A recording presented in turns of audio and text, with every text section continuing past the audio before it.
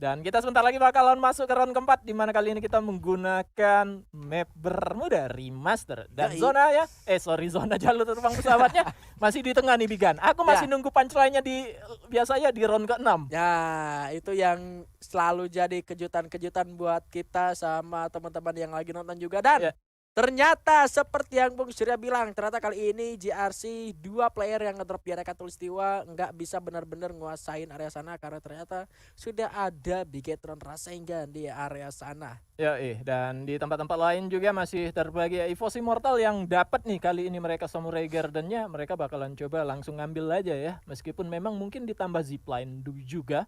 Mereka bakalan baru bisa dapat. Dan Benefight ternyata memutuskan untuk ngambil daerah Mars Electric. Tidak seperti di round pertama tadi, mereka berada di The Circuit gitu bersama dengan tim EVOS Immortal. Dan ini dia, kalau kita memantau di sini ada seorang e-commerce. E-commerce toko online. Ya, nggak gitu konsepnya Bung Surya. Gitu ya. Oke. Di atas dia nih ada satu player, bahkan sudah terdeteksi ya dengan penggunaan salah satu karakter yang digunakan oleh seorang Mers, dan selo aja loh dia di sini maksudnya loh.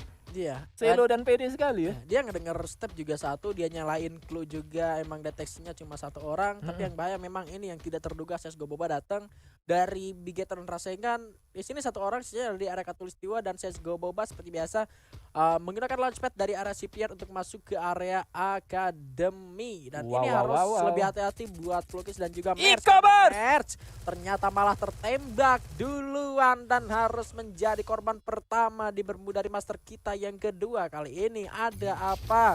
Udah kejauhan dan pergerakannya ternyata malah tertembak oleh Plukis. Ya, padahal dia tadi sudah sempat mendeteksi duluan ya. Sempat mendeteksi duluan nih player ada di mana. Tetapi dia ternyata memilih untuk ngedefend gitu Bigan. Lebih memilih untuk ngedefend, dan bahkan bahayanya tadi dia ngedefendnya di bagian luar. Memang sebenarnya dia mungkin maksudnya kalau playernya ada di bagian dalam dia bakalan ngelihat. Tetapi ternyata si Plukis lebih bisa lagi melihat dia karena dia berada di luar, itu dia. Yes, tapi kali ini Plukis gak bisa santai karena memang sudah ada dua player dari tim CSGO Boba yang udah stay di area atas. Ini menjadi sebuah informasi untuk dua rekan dari CSGO Boba yang masih berada di area belakang untuk bisa bergerak juga menuju ke area Academy. Karena di sana ternyata juga ada Eko Briel yang udah kembali lengkap dengan personilnya. Waduh. Plukis tadi menuju ke arah satu tim yang mana membernya sempat dia culik. Nah ini dia Plukis, itu adalah teman-temannya Eko terdamage lagi oleh orang yang sama kali ini. Plukisnya malah dihajar oleh dua orang sekaligus. Akhirnya langsung dibalas instan oleh Eko Merch. Langsung menumbangkan Plukis satu sama e-commerce dan Plukis. Oke. Tadi udah rotasi juga ternyata ke Obser ya.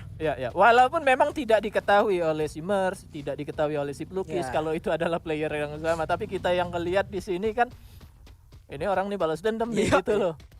Itu juga dari si Plukis sendiri memang terpaksa dia harus ke arah sana, karena kalau misalkan si Plukisnya mau tetap stay di area pertama, dia dapat kill pun di sana udah ada dua player dari udah ada dua player dari CSGO Boba. Tapi ya masih bisa diselamatkan kembali. Observator juga masih cukup aman untuk Plukis mereset kembali lootingannya yang awal ya, untuk mendapatkan lootingan yang lebih siap lagi di area Observatory. Tapi kalau kita melihat Observatory masih di area zona selanjutnya, masih ada di zona pertama. CSGO Boba juga masih menguasai area atas, dan gue masih belum melihat pergerakan dari Eko Briel. Setelah mereka mendapatkan area Academy dengan begitu aman, mereka bakal bergerak ke arah mana, atau mereka mungkin bakal lebih lama stay di sana. Ya, kalau kita ngelihatnya dari pergerakan Eko Briel tadi, mereka turun ke bawah nih, ada antara dua nih Bigan. Mereka menghindari Observatory yang karena mungkin mereka tahu bakalan disamperin tim lain, atau yang kedua dia mau cari yang mengeliminasi si Mers tadi di bawah.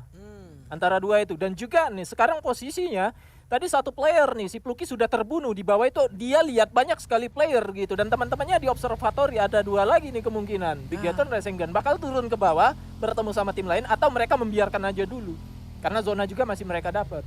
Iya, mungkin bakal terlalu memakan resiko yang besar juga. Ya, kalau mereka mau ngambil resiko. Iya, kalau misalkan mereka mau ngambil resiko. Tapi kalau menurut gua dengan zonanya masih di arah sana, lebih bisa, kalau misalkan ternyata mereka lebih percaya diri buat nge-fight ke arah Eko, mereka bakal fightin, tapi di arah belakang juga ternyata kali ini satu orang dari tim FE harus sudah terculik. Dan apa yang dibicarakan oleh Bung Surya ternyata benar terjadi. Eko Brielnya ternyata yang bergerak ke area Bigetron Rasengan Merge lagi-lagi terculik oleh GX kali ini dan sulit untuk diselamatkan. Sementara pergerakan dari Bigetron Rasengan sudah melakukan setup juga di arah bukit luar. Asunanya sudah masuk mendapatkan backup kali ini dari mereka di arah dalam, bergerak lagi masuk menuju ke dalam sebuah kompon 4 lawan 3 yang bakal terjadi tentunya. Harus lebih siap lagi dari tim Eko Briel dengan 3 member tersisa. Sudah mulai terlihat informasi diterima seharusnya oleh Plugis dan juga GX bahwa 3 orang dari tim Eko Briel ada di satu area sama. Satu granat sudah disiapkan. Sudah ada Clay yang berhasil ditembakkan seorang Febrian dengan 1 buah granat. Asuna sudah bersiap di arah luar sana dengan double vektornya, tapi sudah akan dikejar oleh keempat player dari Bigetron Rasengan. Rahel lagi-lagi menjadi target pengejaran dari para 4 pria yang kali ini ingin mengejar satu orang wanita. Rahelnya terus berlari ke arah belakang. Sudah tertembak. Damage dari Mini Uzi yang masih belum berhasil untuk men-takedown, tapi Eko Brielnya harus ditumbangkan benar-benar rata kali ini di posisi ke-12. Ya, sayang sekali dari tim Eko Briel yang mana mereka tadi sempat mereka dari daerah atas kemudian ke bawah naik lagi ke atas ketemu sama Bigetron Rasengan juga mereka ternyata belum cukup kuat nih untuk berhadapan dengan 4 lawan 4 gitu ya. 4 lawan 4. Mana kalau kita ngelihat juga setup tadi war yang mereka lakukan tidak begitu bagus kalau aku ngelihatnya Bigan. Mereka numpuk di satu tempat yang sama 3 player gitu. Makanya aku sempat bilang nih kalau mereka numpuk situ Maskil bisa dapat 1 granat gitu. Ternyata Asuna tarik mundur keluar juga belum berhasil mendamage dengan double vektornya. Kemudian Rahel nih seperti biasa dia bakalan coba untuk melarikan diri, tetapi ketahuan dikejar karena tadi ada yang pakai Moko. Itu dia.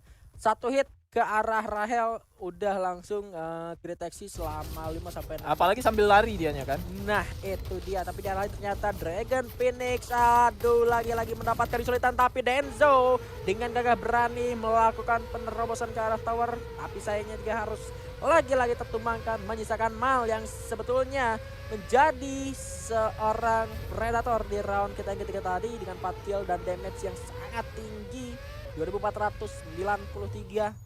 Dan kali ini harus sudah berjuang sendirian. Gue nggak tahu posisi dari Mal sendiri ini punya koin banyak atau enggak, siapa tahu gitu ya kan. Koin-koin dari tim Dragon Phoenix ini ditaruh di salah satu player yang udah mati. Iya, bisa jadi bukan di Mal gitu ya. Nah, bisa jadi bukan di Mal ya. Seandainya kalau di Mal juga ya aman gitu, temannya bisa dihidupin. Tapi untuk ngambil resiko menggunakan revival spot gitu, waduh bahaya sekali.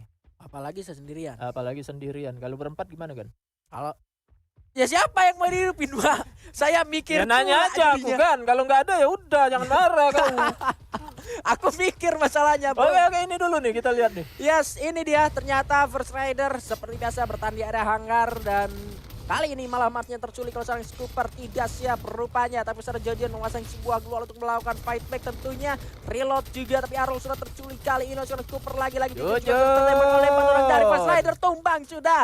Dan Zack yang tersisa bakal melakukan penyelamatan ke arah 3 orang rekannya yang tadi harus terculik. Belum selesai karena ternyata JRC sudah mendapatkan area atau zona nyamannya di tower, area tower. Ini seperti biasa, JRC memang ada pertahanan mereka ada di arah sana kalau misalkan zonanya masih ada di arah sana juga. Oke, berada di beberapa tower juga dari player dari tim JRC. Tapi yang menarik sini kita ngelihat player dari atau tim First Rider Storm itu bermain dengan 3 orang saja. Ya, harus mengalami connection issue. Iya. Tetapi mereka walaupun 3 player juga nggak menjadi batasan mereka untuk tidak bermain maksimal. Betul. Terbukti nih EVOS 3 player mereka tumbangkan di sini. Yap, dan berhasil mereka amankan juga, mendapatkan lootingan lebih lagi. Nah, seharusnya setelah berhasil mendapatkan 3 kill dari tim EVOS Immortal. Terlebih ketika zonanya masih ada di area hangar, ini bakal jadi satu PR juga harusnya buat tim First Rider untuk menahan pergerakan tim-tim yang berada dari arah luar, termasuk GRC seharusnya yang masih mungkin stay di area sana sampai zonanya ketiga udah nggak di sana lagi. Iya, mungkin zona ketiga mereka bakalan pindah dari situ. Tapi yang harus diwaspadai oleh tim JRC juga memang mereka punya Grenadier handal gitu. Tapi kalau mereka di atas tower ini biasanya war dimulai ketika mungkin granat sudah dilempar, pelontar sudah di-damage gitu.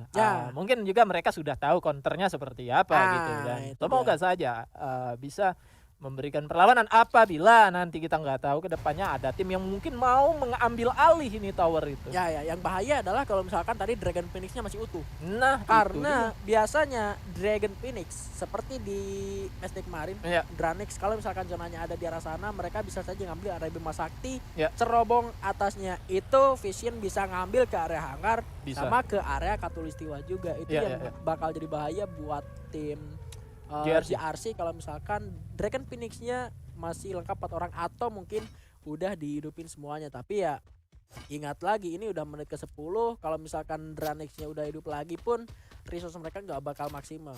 Oke. Hanya bisa jadi kan, kenapa tim yang tidak menghidupkan lagi itu hanya memberi kill saja? Gimana? Ya, kenapa tim nih kayak sekarang nih 11 player, 11 tim 39 gitu. Ada mungkin player yang nggak sengaja, mungkin ada yang nggak mau ngidupin daripada dia terbunuh oleh tim lain, temennya yang dihidupin terbunuh oleh tim lain. Semakin kecil zona, semakin besar kemungkinan dia ketemu sama tim lain ketika mendarat dari parasut. Ya kau hidup juga bakalan mati nih katanya. Mending nggak usah dihidup daripada ngasih poin kill ke tim musuhnya. Kecuali dia masih bisa survive di zona awal kan yang masih besar gitu, masih ngeluting. Kalau zona semakin kecil Ya, kan dihidupin bakalan mati kan. Belum tentu dia bisa bertahan 2 menit 3 menit, belum tentu tuh. iya juga. Tapi kalau misalkan bisa memaksimalkan hal itu untuk mencuri seperti yang gue bilang di match pertama, estafet dari live-nya itu juga bakal menambah poin placement lu sendiri. Ya. Kayak yang dilakukan oleh Dewa. Kalau Dewa kan memang melakukan hal itu dari awal ya. Ya. Tapi kalau misalkan udah kondisi kayak gini, Dragon Phoenix beberapa playernya udah hidup juga. Ya. Dan kalau misalkan memang secara resource mereka udah nggak maksimal, tapi mereka bisa memanfaatkan estafet live-nya secara maksimal dengan tidak ikut war tapi Nah, satu itu. persatunya hidup, itu juga bisa menolong mereka sebetulnya, meskipun ya memang nyawanya dari Dranix berpindah ke point kill dari tim lain. Iya, itu dia mungkin ya. Tergantung situasi dan kondisi mungkin. Nah, Tergantung itu situasi dia. dan kondisi. Dan ini dia zona kedua juga sudah mulai menyusut, di mana di tempat lain kita di bagian Clock Tower, di mana sini sudah bisa melihat aja pertempuran yang akan segera terjadi dari tim DG Esports, di mana di atas mereka ada tim UNB. Sudah kelihatan Mati TV dengan menggunakan Emagi Seven-nya harus tertunduk lesu. Reva membalaskan, Reva terjatuhkan. Masih ada seorang Chester 1887 di tangan, di damage ke bagian depan, di mana masih ada satu buah global yang dipasang. Tim UNB 3 player sudah berada di bagian bawah. Sudah ada seorang Andiku dengan menggunakan Emagi 7 coba untuk damage kembali saat Bangar di depan Sarah, dijatuhkan seorang Chester. 2 player dia jatuhkan Topeng mendapatkan Enrique, tapi seorang Topeng berada di bagian depan. Sudah standby, sudah kelihatan masih ada satu global yang dipasangkan. Coba untuk tetap tenang, seorang Chester Price sudah lepas. Berhasil memenangkan Guardian sini DG Sports versus tim UNB. Clutch play dari Chester sangat luar biasa, berhasil untuk menumbangkan tim UNB. Dramatis dan gue juga ngelihat begitu pentingnya peran skill dari Jota dan juga Hayato. Ketika hold point memang udah mulai berkurang, tapi damage penetration ke arah armor lawan semakin tinggi yang ngebuat Topek menjadi semakin lemah di hadapan Chester. 1 hit masuk, hold point juga semakin bertambah untuk seorang Chester berhasil untuk melakukan counterplay ke arah tim UNB. Luar biasa dan sangat di luar nalar. Di mana kita ngelihat tadi sempat sangat tenang juga gitu. Tenang. Maksudnya dia tuh ada 2 opsi kan di situ. Revive temannya dulu atau hajar musuhnya dulu. Itu dia. Tapi memang ketika tadi si Chesternya udah pasang glue wall, terus keputusan Topeknya buat ngancurin glue wall yang dipasang oleh Chester, ya udah nggak mungkin lagi buat Chester nge-revive karena memang areanya udah kebuka lagi. Bisa jadi kapan aja Topeknya lompat, itu yang ngebuat Chesternya langsung aja ngambil keputusan buat jumpsuit ke arah kiri. Sekalipun setahu gue untuk decoy ke arah kiri itu agak sedikit lebih sulit. Iya, daripada ke kanan. Nah itu dia, tapi kali ini fightnya sudah mulai terjadi di area dalam zona. Sudah ada tim lagi yang bertahan di area dalam kali ini. Bahkan Scooper lagi-lagi dari tim First Rider Storm berhasil untuk mendapatkan killnya dari tim Dragon Phoenix yang baru saja hidup di menit ke-10 tadi kalau nggak salah, dengan resource yang sangat minim. Mereka berhasil untuk mendapatkan killnya lagi atas Dragon Phoenix. Penumpukan terjadi di area hangar dan kali ini dari seluruh tim pun masih hanya trading di jarak kejauhan saja. Ini yang bakal jadi repot ini di akhir-akhir ini nih. Di late game ya. Udah kelihatan juga tuh zona itu. Waduh, Masih masuk ada di ses. Aduh, Dragon Phoenix-nya tumbang lagi. Ya. JRC Gak di kebagian luar, zona. nggak kebagian ini mah. Ya, ini yang seperti kita duga-duga ini salah satu kelemahan dari GRC juga. Ya. Tapi akankah jalur mereka aman kita nggak tahu gitu. Kalau dibegal ya agak sulit bagi GRC. Tergantung mereka situasinya nanti atau jalur yang akan mereka lewati lagi nanti. Tapi malah tadi barusan satu player GRC berhasil merupakan satu player dari tim First Rider Storm. Kalau misalkan kondisinya kayak tadi, nggak dapat pressure, bisa saja GRC masuk ke dalam zona lebih mudah karena kali ini berhasil merupakan 2 orang dari First Rider juga. Dengan sebuah lontaran M79-nya, komunikasi dari GRC juga gue percaya untuk masuk ke dalam zona. Dengan komunikasi yang baik ini harusnya bukan jadi kesulitan yang sangat-sangat sulit. Mereka tinggal mikirin caranya gimana buat ngedepin tim yang ada di depan mereka. Karena 2 knockdown dari First Rider ternyata gak bisa dikonfirm jadi poin eliminasi. Ya, karena masih ada mungkin kompon di depan yang masih bisa ketutupan dan masih bisa dibantu untuk di revive. Cuma masalahnya ini akan jadi PR juga. JRC memang sudah ada dalam circle, tapi mereka tinggal nunggu waktu yang pas untuk gerak dari tempat itu. Yes, tapi CSGO kali ini sudah bakal melakukan team fight bersama dengan tim Bonafide. Masih ada korban ternyata dari Aura di arah yang lain. Tembakan dari MAG juga belum connect, malah bocilnya berhasil ditumbangkan. Kali ini Shiro membalaskan ke arah lawannya, satu orang di Bonafide. Tumbang ternyata oleh seorang Shiro. Awas racun VSS menyakitkan, tapi masih bisa survive kembali di arah lain. Surya juga untuk berhasil mendapatkan korbannya. Sekalipun kali ini zona tidak berpihak ke arah mereka, tidak ada satupun tim ternyata yang berhasil untuk ada di zona selanjutnya. Bakal jadi PR untuk seluruhnya untuk masuk dengan 8 tim yang tersisa. Bung Surya. Ya, ada tim Bigetron itu dua tempat berbeda mereka. Huni aku rasa mereka bakalan coba untuk memaksimalkan saja. Aku rasa ini bakalan bisa dari tim Bigetron. Seandainya di satu sisi mereka, satu tempat mereka temannya kesulitan yang mungkin di tempat lain player mereka bakalan aman untuk masuk ke dalam circle. Karena kita ngelihat circle-nya sedikit sekali, kompon yang ada di dalam atau obstacle lah yang ada di dalam circle itu sangat sulit sekali. Beberapa tim harus memaksimalkan sekali resource mereka kayak First Rider, GRC juga Aura di depan itu harus benar-benar maksimalkan apapun yang mereka miliki sekarang. Yes, FE akhirnya fight berhasil menemukan satu player dari Invasi Mortal, tapi karena memang cukup crowded kali ini di arah luar juga sudah mulai ada yang menembak. Isan tertumbangkan, ternyata terkena sebuah lontaran 9 dari tim DG Esports orang Andri. Rio Boy bakal menahan 4 orang sekaligus ada CSGO Boba di dalam sana. Bigetron Rasengan yang kali ini bakal menahan CSGO Boba. Zero berhasil memberikan Febrian, ternyata langsung pulang dari lobby. Masih ada 2 orang dari tim Bigetron Rasengan kali yang bisa bertahan. Sementara Aura juga ada DG di arah luar sana. First Rider juga sibuk berhasil menemukan GRC Afrodite yang berhasil ditahan di arah luar zona. Ke playnya masih cukup kuat melakukan ending. Masih ada 2 orang, 1 orang lagi. Gedai kunci granatnya dilemparkan tapi masih belum berhasil untuk menumbangkan beliau. Tapi pelontar di sana berhasil untuk menumbangkan Bigetron Rasengan dan Gedai masih bisa survive lagi. DG masih ada, Auranya tumbang, ternyata terkena pelontaran seorang Gedai. Hati-hati Chester, ada lontaran granat yang membahayakan. Gedai juga bisa bersiap dengan sebuah granat untuk menumbangkan satu player tim FE tentunya yang masih survive di area late game. 4 tim dan juga 6 tersisa. Masih ada granat lagi, ternyata Wayne harus tereliminasi karena sudah sangat-sangat sakit. CSGO Bobanya tumbang dan ternyata Buya untuk DG Esports tanpa melakukan